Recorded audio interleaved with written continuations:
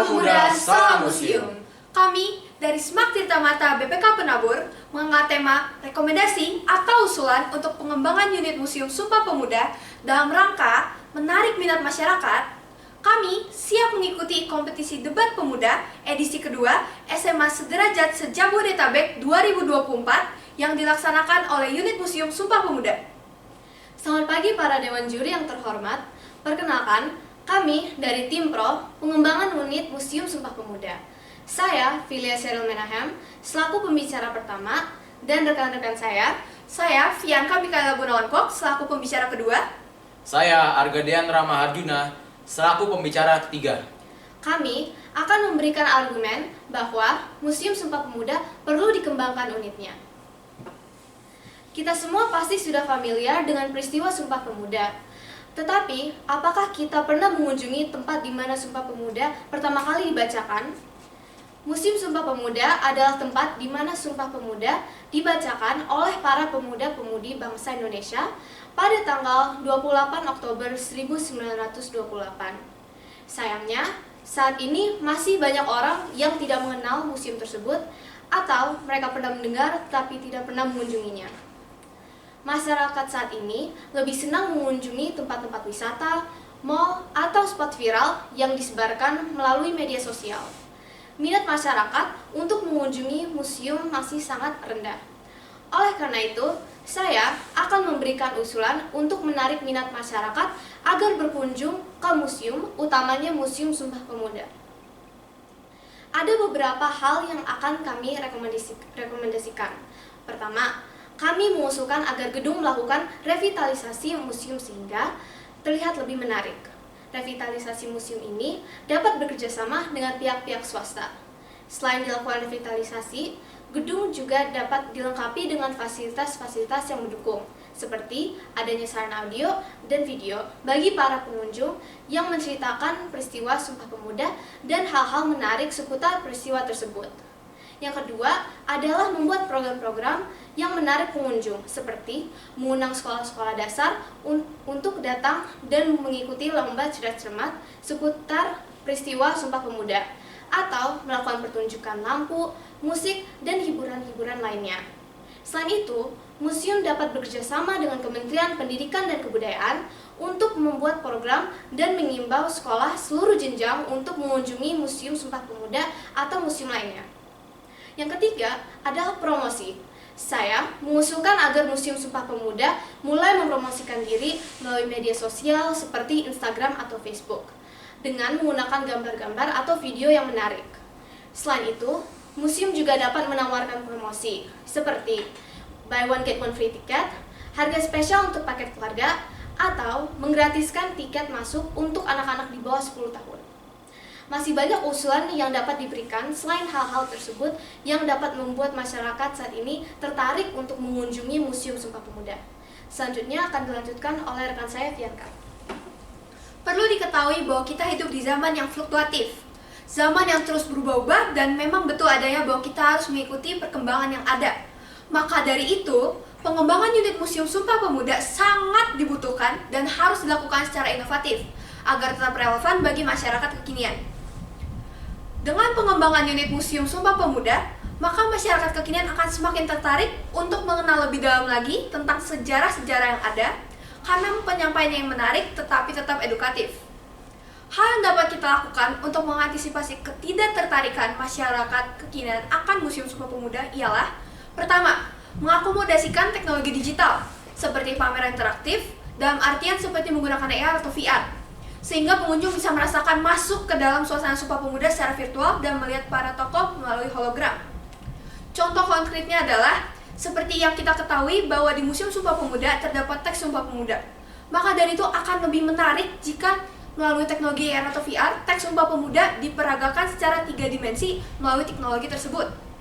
Yang kedua adalah melalui pihak museum dapat membuat aplikasi mobile seperti aplikasi tour virtual, informasi tambahan, fitur kuis atau game edukatif yang bersifat interaktif, dan juga penggunaan QR Code yang mengarah pada pengenalan lebih mendalam tentang museum. Yang ketiga adalah melalui pemasaran atau iklan melalui media sosial dan konten digital dapat dilakukan oleh pihak museum. pihak museum dapat membuat video teaser atau cerita-cerita inspiratif, bekerja sama atau berkolaborasi dengan influencer. Secara mudahnya, generasi muda sekarang cenderung lebih mudah terpengaruhi dengan hadirnya konten-konten yang dibuat oleh influencer. Konten-konten yang dibuat harus bersifat persuasif, sehingga masyarakat muda yang menonton pun tertarik untuk mengunjungi Museum Sumpah Pemuda. Saran kami yang keempat adalah melalui kegiatan atau acara tematik dapat juga membantu menumbuhkan minat generasi muda dalam mengenal lebih dalam lagi mengenai Museum Sumpah Pemuda. Seperti pertunjukan musik, penampilan teater, atau lomba kreativitas sehingga generasi muda juga dapat mengembangkan bakat yang mereka miliki. Serta dengan diadakannya pameran-pameran, menurut kami, hal tersebut juga dapat meningkatkan minat para generasi muda. Supaya dapat meninggalkan kesan yang baik bagi para generasi muda setelah mengunjungi Museum Sumpah Pemuda, maka perlu dilakukan penawaran akses eksklusif untuk pameran khusus. Dalam artian, pameran seni yang berhubungan dengan peristiwa Sumpah Pemuda yang disediakan oleh unit Museum Sumpah Pemuda pada bulan, tahun, tema berbeda yang akan mendatang.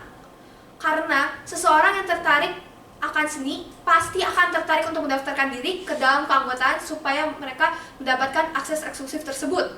Selanjutnya akan dilanjutkan oleh rekan saya, Arga. Saya akan menambahkan saran dari teman-teman saya. Hal-hal yang bisa dikembangkan untuk menarik perhatian masyarakat kekinian, yaitu dipraktikannya service excellence, yang artinya memberikan pelayanan maksimal dengan tujuan agar pelanggan atau masyarakat bisa mendapatkan kepuasan atas pelayanan yang dilakukan. Pelayanan yang harus dimaksimalkan yaitu tindakan, perhatian, sikap, komunikasi, penampilan, dan tanggung jawab. Penerapan service excellence wajib diterapkan oleh petugas keamanan, karyawan, hingga tour guide. Dengan diterapkannya pelayanan yang prima, kita mendapat kesan baik pada para tamu yang datang. Kedua, Museum Sumpah Pemuda dapat bekerja sama dengan pihak swasta yang perhatian di bidang pendidikan dalam bentuk sponsorship. Sponsorship merupakan salah satu bentuk kerjasama atau strategi pemasaran yang efektif untuk mempromosikan merek atau produk sambil mendukung tujuan atau kegiatan yang relevan. Sponsorship ini salah satunya adalah dalam bentuk publikasi, sehingga bisa membuat Museum Sumpah Pemuda lebih dikenal oleh masyarakat kekinian. Selain itu, pihak museum juga bisa mendapatkan sponsorship dalam bentuk dana dari pihak swasta yang dapat digunakan untuk merevitalisasi museum tersebut. Dapat saya simpulkan bahwa Museum Sumpah Pemuda bisa dikembangkan dengan cara melakukan revitalisasi gedung, mengadakan program-program yang menarik minat masyarakat kekinian, mengadakan promosi Museum Sumpah Pemuda, mengakomodasikan teknologi digital, pemasaran dan konten digital melalui media sosial, memaksimalkan pelayanan, dan melakukan sponsorship. Jadi, walaupun Museum Sumpah Pemuda kurang dikenal oleh masyarakat kekinian, museum tersebut masih bisa dikembangkan dan layak untuk diperhatikan supaya masyarakat kekinian mengenal dan memahami peristiwa Sumpah Pemuda di tengah zaman yang fluktuatif. Sehingga tim kami mendukung adanya pengembangan unit Museum Sumpah Pemuda. Sekian dari kami, terima kasih.